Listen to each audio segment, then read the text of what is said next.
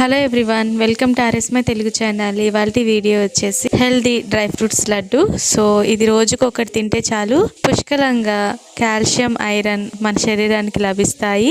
చిన్న పిల్లల నుండి పెద్దవాళ్ళ వరకు హెల్దీగా తీసుకోగలిగే ఈ డ్రై ఫ్రూట్ లడ్డు ఎలా చేసుకోవాలో చూసేద్దాము. ముందుగా స్టవ్ ఆన్ చేసుకొని ప్యాన్ పెట్టుకొని హాఫ్ కప్పు గుమ్మడి విత్తనాలు, హాఫ్ కప్పు సన్ఫ్లవర్ సీడ్స్ వేసుకోవాలి. ఇప్పుడు లో ఫ్లేమ్లో డ్రై రోస్ట్ చేసుకోవాలి.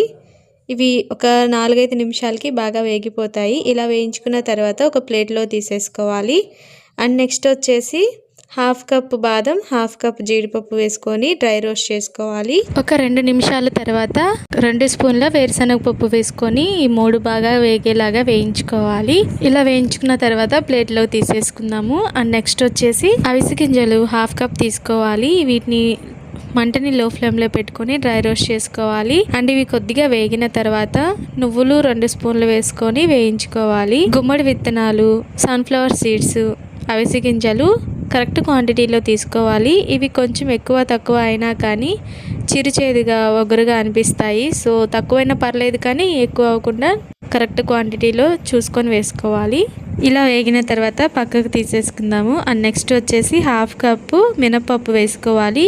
సో మీ టేస్ట్కి తగినట్లు గుళ్ళు అయినా వేసుకోవచ్చు, లేదా అంటే పొట్టు మినపప్పు అయినా వేసుకోవచ్చు. వీటిని కూడా లో ఫ్లేమ్లో పెట్టుకొని మంచి కలర్ వచ్చేంత వరకు వేయించుకోవాలి.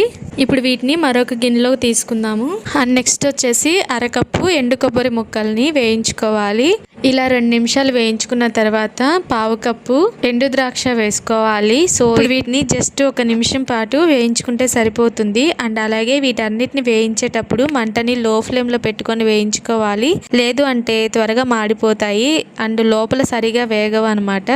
అప్పుడు లడ్డూలు అనేవి సరిగా ఫ్లేవర్ అనేది బాగుండదు, మాడు వాసన రావడము అండ్ చేదుగా ఉండటం ఉంటుంది. సో కాబట్టి కరెక్ట్గా వేయించుకోవాలి మంటను లో ఫ్లేమ్లో పెట్టుకొని. అండ్ నెక్స్ట్ వచ్చేసి పూల్ మకానా 1 కప్పు తీసుకొని వీటిని ఈ విధంగా క్రిస్పీగా అయ్యేంత వరకు డ్రై రోస్ట్ చేసుకోవాలి. ఇలా క్రిస్పీగా అయిన తర్వాత ప్లేట్లో తీసేసుకుందాము. ఇలాగ అన్ని డ్రై రోస్ట్ చేసి పెట్టుకున్న తర్వాత బెల్లం తురుము 1 కప్పు తీసుకోవాలి. సో మీకు ఒకవేళ బెల్లం కూడా ఇష్టం లేదు, ఇంకా హెల్దీగా కావాలి అనుకుంటే డేట్స్ యూస్ చేయొచ్చు. అండ్ అలాగే ఎండు ద్రాక్షని క్వాంటిటీ ఇంకాస్త పెంచుకోవచ్చు, అప్పుడు టేస్ట్ అనేది బ్యాలెన్స్ అవుతుంది. ఇప్పుడైతే మిక్సీ జార్ తీసుకొని మనం ముందుగా సపరేట్ చేసి పెట్టుకున్న మినపగుళ్ళని వేసుకొని గ్రైండ్ చేసుకోవాలి. వీటిని డ్రై ఫ్రూట్స్ అన్నిటితో కలిపి గ్రైండ్ చేస్తే కనుక సరిగా గ్రైండ్ అవ్వదు. సో కాబట్టి ఇలా సపరేట్ గా గ్రైండ్ చేసుకోవాలి ఫైన్ గా.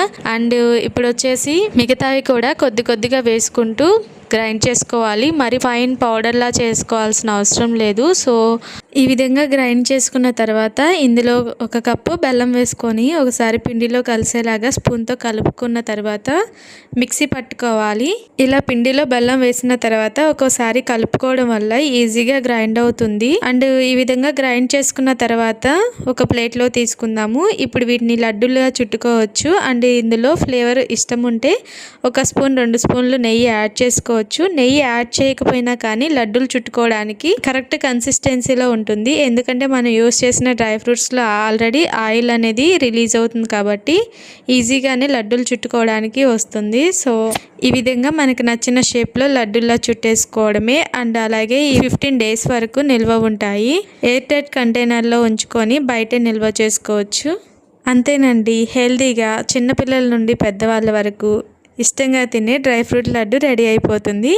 అండ్ అలాగే డ్రై ఫ్రూట్స్ డైరెక్ట్గా తినబంటే పిల్లలు అస్సలు తినరు కదా. సో ఇలాగ ఒకసారి చేసి పెట్టండి. మీరు ట్రై చేసి ఎలా ఉందో కమెంట్ రూపంలో మీ ఫీడ్బ్యాక్ ఇవ్వండి. అండ్ అలాగే ఫస్ట్ టైం మన ఛానల్ని చూస్తున్నా లేదా సబ్స్క్రైబ్ చేసుకోకపోతే సబ్స్క్రైబ్ చేసుకోండి. పక్కనే ఉన్న బెల్ బటన్ యాక్టివేట్ చేసుకోండి. ఇలా చేయడం వల్ల ఎప్పుడు వీడియోస్ అప్లోడ్ చేసినా కానీ మీకు నోటిఫికేషన్ వస్తాయి. అండ్ ఈ వీడియో మీకు నచ్చినట్లయితే లైక్ చేయండి, షేర్ చేయండి. Thanks for watching this video. Thank you.